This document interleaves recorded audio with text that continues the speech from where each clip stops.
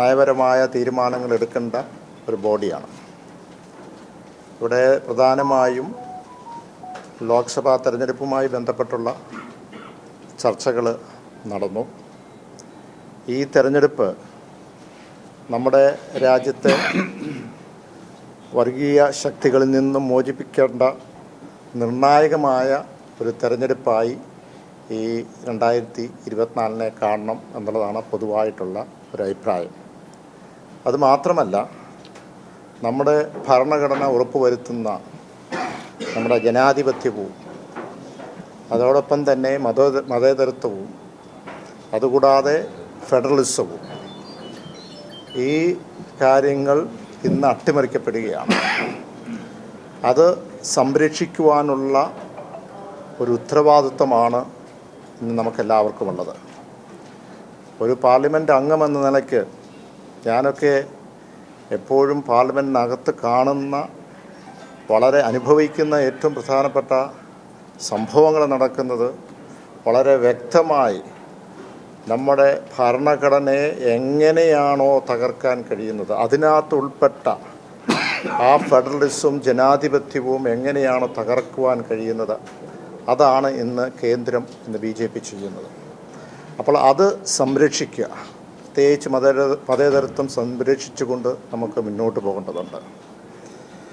മതേതരത്വം സംരക്ഷിക്കുവാനുള്ള പോരാട്ടം ഇന്ന് ഇടതുപക്ഷം വളരെയധികം ശക്തമായിട്ട് നടത്തി വരികയാണ്. ആ നിലയ്ക്ക് ഇന്ന് പ്രധാനമായും കേരള സംസ്ഥാനത്തുള്ള 20 ലോക്സഭാ മണ്ഡലങ്ങളും തീർച്ചയായും ഇടതുപക്ഷ സ്ഥാനാർത്ഥികൾ വിജയിച്ച് പാർലമെൻറ്റിലേക്ക് ചെന്നെത്തേണ്ടതുമാണ്. ഞാനിവിടെ സൂചിപ്പിച്ചതുപോലെ പ്രധാനമായും നമ്മുടെ ഭരണഘടനയെ സംരക്ഷിച്ച് അതിലുള്ള മതേതരത്വവും ജനാധിപത്യവും അതോടൊപ്പം ഫെഡറലിസം സംരക്ഷിക്കുക എന്നുള്ളതാണ്. ഇവിടെ നമ്മളെ സംബന്ധിച്ചിടത്തോളം കേരള കോൺഗ്രസ് പാർട്ടി സ്ഥാനാർത്ഥിയുടെ കാര്യങ്ങൾ ഈ യോഗം വരുന്നതിന് മുമ്പും അല്ലെങ്കിൽ പലവട്ടമായിട്ട് പാർട്ടിയുടെ സ്റ്റിയറിംഗ് കമ്മിറ്റിയും താഴെത്തട്ടിലുള്ള ഈ നമ്മുടെ കോട്ടയം ലോക്സഭാ മണ്ഡലത്തിലുള്ള പല ഘടകങ്ങളുമായിട്ട് ഒക്കെ സംസാരിക്കുകയുണ്ടായി. ആ സംസാരിച്ചതിൻ്റെ പശ്ചാത്തലത്തിൽ വീണ്ടും എങ്ങനെ വേണം എന്നുള്ളത് നമ്മൾ ഇന്നത്തെ സ്റ്റിയറിംഗ് കമ്മിറ്റിയും സംസാരിച്ചു. ഇന്നത്തെ സ്റ്റിയറിംഗ് കമ്മിറ്റിയിൽ പ്രധാനമായും നമ്മളെടുത്ത അല്ലെങ്കിൽ അവിടെ കൊടുത്ത ഒരു സന്ദേശം, കഴിഞ്ഞ 10-ാം തീയതി ഇടതുപക്ഷ ജനാധിപത്യ മുന്നണിയുടെ യോഗം തിരുവനന്തപുരത്ത് വെച്ച് കൂടിയിരുന്നു. ആ കൂടിയ യോഗത്തിൽ കേരള കോൺഗ്രസ് പാർട്ടിക്ക് കോട്ടയം ലോക്സഭാ മണ്ഡലത്തിൽ മത്സരിക്കുവാൻ ഈ മണ്ഡലം കേരള കോൺഗ്രസ് എമ്മിന് അനുവദിച്ച് നൽകുകയുണ്ടായി.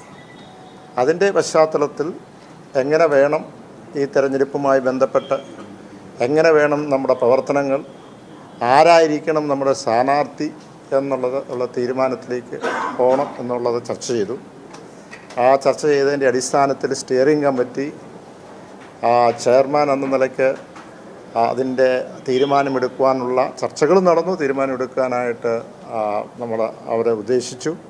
അതിൻ്റെ അടിസ്ഥാനത്തിൽ ഒരേ ഒരു പേര് മാത്രമാണ് ഇതുമായി ബന്ധപ്പെട്ട് മുന്നോട്ട് വന്നത്. ആ പേര് നമ്മുടെ ഇപ്പോഴത്തെ സിറ്റിംഗ് MP-യും പാർട്ടിയുടെ വൈസ് ചെയർമാനുമായ ശ്രീ തോമസ് ചാഴികാടനാണ് കേരള കോൺഗ്രസ് പാർട്ടിയെ പ്രതിദാനം ചെയ്യുന്ന. അതോടൊപ്പം തന്നെ ഇടതുപക്ഷ ജനാധിപത്യ മുന്നണിയുടെ കോട്ടയം ലോകസഭ സ്ഥാനാർത്ഥിയായി ഇവിടെ നമ്മൾ പ്രഖ്യാപിക്കുന്നത്.